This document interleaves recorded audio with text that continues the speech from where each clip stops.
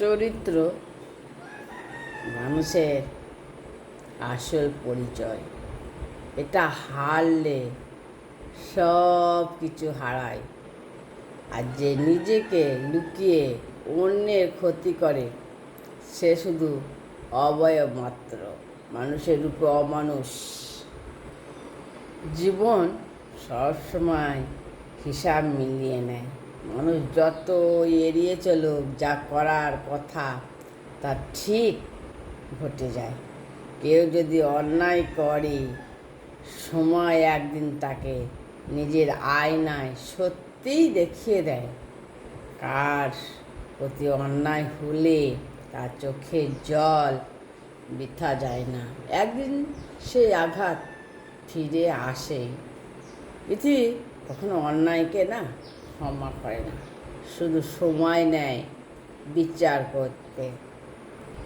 আফসোস নেই কোনো কষ্টের জন্য। যত খুশি আমাকে আঘাত দাও, ক্ষতবিক্ষতও করে দাও আমায়। আমি তো আছি মাত্র কটা দিন।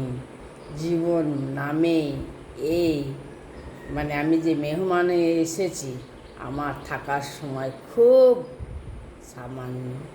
তাই কষ্টকে আমি আর ভয় পাই না, কারণ দুদিনের এই ভ্রমণ শেষে সব রেখে যেতে হবে পেছনে। টাকা, বাড়ি, ঘর কিছুই থাকে না, সব স্বপ্ন গড়ে।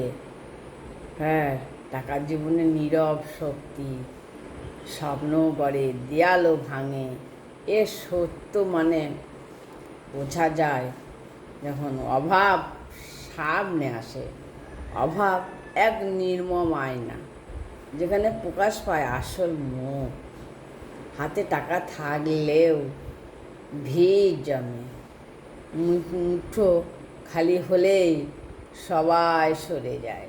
তখন বোঝা যায় সত্যিকারের আপন কে।